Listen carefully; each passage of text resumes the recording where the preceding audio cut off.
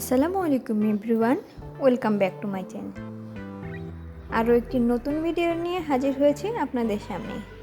আজকে আমি তৈরি করে দেখাবো গরুর মাংস দিয়ে হালিম রেসিপি। খুব সহজ এবং সিম্পলভাবে তৈরি করে দেখানোর চেষ্টা করেছি। আশা করি আপনাদের সবার ভালো লাগবে।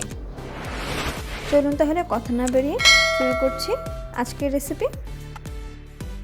প্রথমে একটি পাত্রে 1/3 কাপ খাবার তেল নিয়ে নিচ্ছি। এখন এর মধ্যে দিয়ে দিব 1 কাপ পেঁয়াজ কুচি। এই পেঁয়াজগুলোকে আমি একটু বেরেস্তা করে ভেজে নেব। চলুন তাহলে ফিরে আসি বেরেস্তা করে নেওয়ার পর।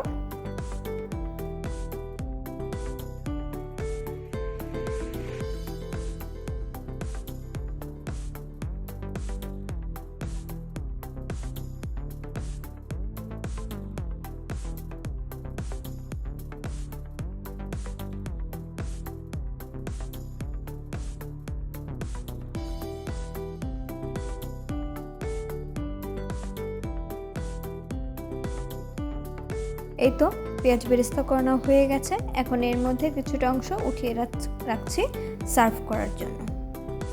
বাকিগুলোতে দিয়ে দিচ্ছি 1 চা চামচ মরিচ গুঁড়ো, 1 চা চামচ জিরা গুঁড়ো, 1/2 টেবিল চামচ ধনিয়া গুঁড়ো, সাথে দিয়ে দেব 2 টেবিল চামচ আদা রসুন বাটা এবং পরিমাণ মতন লবণ।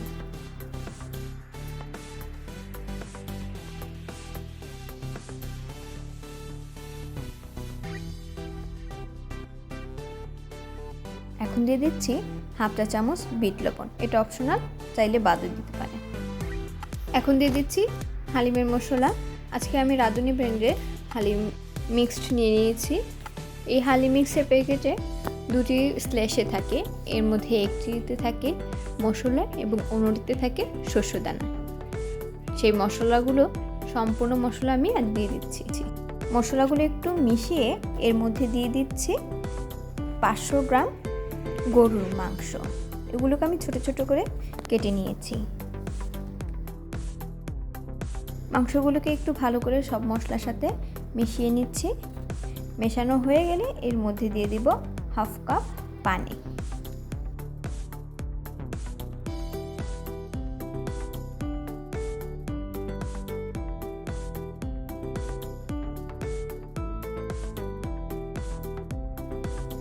মাংস মেশাতে মেশাতে মনে হলো আরও 1/2 কাপ পানি প্রয়োজন হতে পারে, তাই আরও 1/2 কাপ, মোট 1 কাপ পানি দিয়ে এগুলিকে আমি ভালো করে কষিয়ে নেব। এখন ঢাকনা দিয়ে দিলাম এবং কষানো পর্যন্ত অপেক্ষা করছি।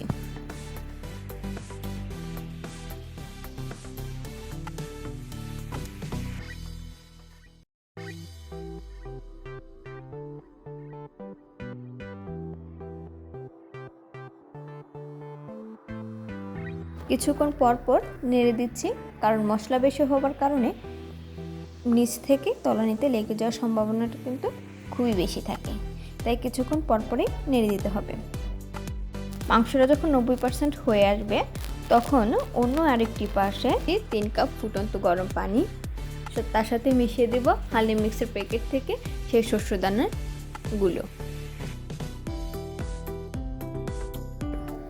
দিয়ে ভালো করে মিশিয়ে নিচ্ছি। মিশিয়ে আমি ঢাকনা দিয়ে ঢেকে রেখে দেব 15 থেকে 20 মিনিটের জন্য। ফিরে আসছে 20 মিনিট পর। দেখুন অনেকটাই বড় বড় দানা হয়ে গেছে। এখন আমি এটা একটা সাইডে সরিয়ে রাখব। এদিকে মোটামুটি আমার কষানো হয়ে গেছে। আমি আরেকটু নেড়েচেড়ে দেখছি এবং চেক করে নিচ্ছি মাংসটা ঠিকঠাক মতো সিদ্ধ হয়েছে কিনা।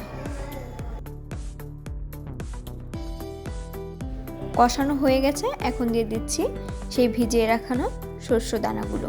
সব কিছু আবারও ভালো করে মিশিয়ে নিচ্ছি।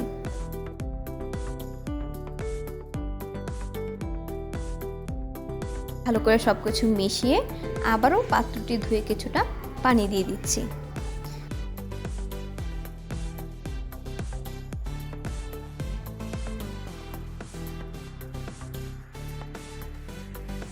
এখন অনবরত নেড়ে চেড়ে শস্য দানাগুলোকে ভালো করে সিদ্ধ করে নিতে হবে এবং পছন্দ মতো ঘনত্বে আসা পর্যন্ত অপেক্ষা করতে হবে। সম্পূর্ণ রান্নাটা আমি আজকে মাঝারি আঁচে করেছি। আর কিছুক্ষণ পরপর নেড়ে দিতে হবে, নতবা নিচে দলা পেকে থাকবে।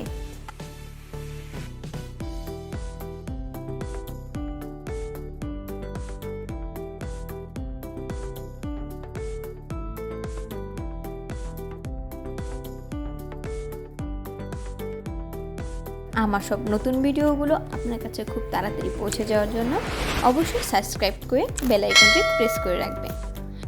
আবারও চলে আসবো নতুন কোনো রেসিপি নিয়ে আপনাদের সামনে। সেই পর্যন্ত ভালো থাকুন, সুস্থ থাকুন। আল্লাহ হাফেজ।